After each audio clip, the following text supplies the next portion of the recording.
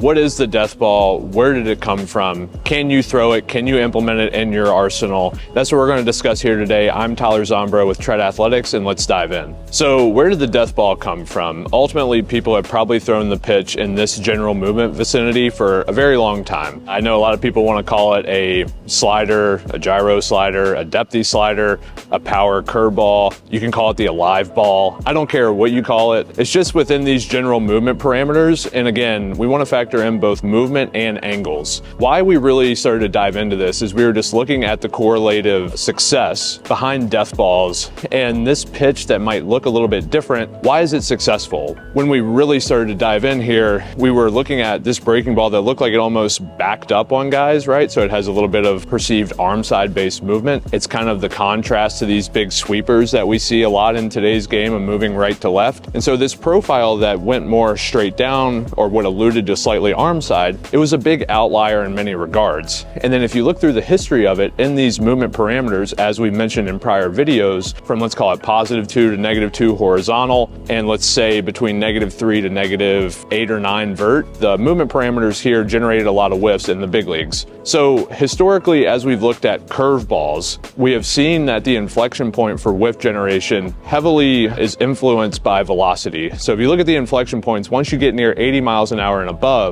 the whiff rate goes up tremendously. People often think that more total movement is better, and in the case of looking at whiffs on curveballs, that is not always the case. Now, yes, I understand there is a time and a place for a front to back separator, taking a lot of velo off a curveball, steal a strike early. The XRV on that speaks for itself, but looking at pure whiffs, those inflection points told us that total depth is not as important as the velocity trade-off. So if we think about people historically who have thrown big time 12-6 curveballs, super efficient, let's say chasing after 25 inches of total movement, the theory is then if we have 25 inches of total movement in this really big break, let's call it at 75 miles an hour, if we shorten that to, let's say, -10 vert and maybe -3 horizontal, can we throw that at 80? And we know that that pitch will probably generate more whiffs than the big efficient one at 75. So from the death ball phenomenon, for a lot of guys, even if you are a supinator and you can get to a big curveball, you need to look at the general movement versus velocity trade-off to see if you can shrink that shape a bit. Now, for the pronator side of this, right, if they're more traditional gyro, struggling to get down to 0 vert, this is where we see where the spike implementation is very, very beneficial. So if you're struggling to get depth, adding the spike to go towards more of that death ball shape can really help you. And so again, I want to mention that this is like 30 to 50% efficiency wise. So again, if you're a pronator who's above the 0 line, we're trying to bring it down.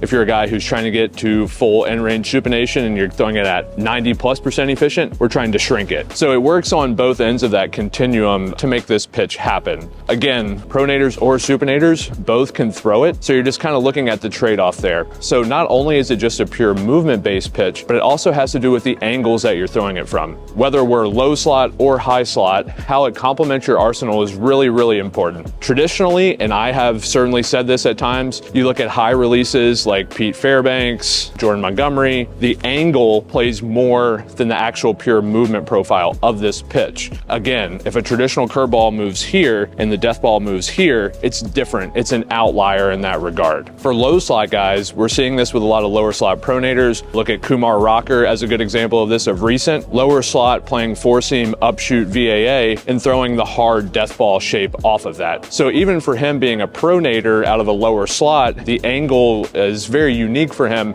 and that's why that movement profile is going to speak to him. Again, Kumar is an example of a pronator who's not getting fully around that, but he's utilizing angles to show that we don't have to make the ball move significantly glove side. We can play the depthy game and be an outlier there. So the death ball, again, yes, it has been around, but we're trying to refine it within guys' specific arsenals of saying, maybe your curveball is too big, right? And we need to shorten it up a bit, or do we spike in order to get guys who are pronators down below the 0 line? That's a huge thing for me. In terms of traditional grips and cueing, probably want more of a 4-seam interface, so I'd recommend bottom of the shoe or top of the shoe. Traditionally, you're gonna wanna use a spike in that as well. You do not wanna use more of that 2-seam whirly type interface, as that's gonna be more glove side pass. So you actually want a bit more of that 4-seam orientation with it. And again, so you're trying to utilize angle uniqueness, huge on the velocity to total movement trade-off. So ultimately, low slot pronator, high slot pronator, low slot supinator, typically not going to be throwing this. High slot supinator you can because of the angle utilization. So there are plenty of ways to use it, but again, I understand that there are a lot of names for this, but we're just looking at the uniqueness of this profile and seeing guys who can get in this movement range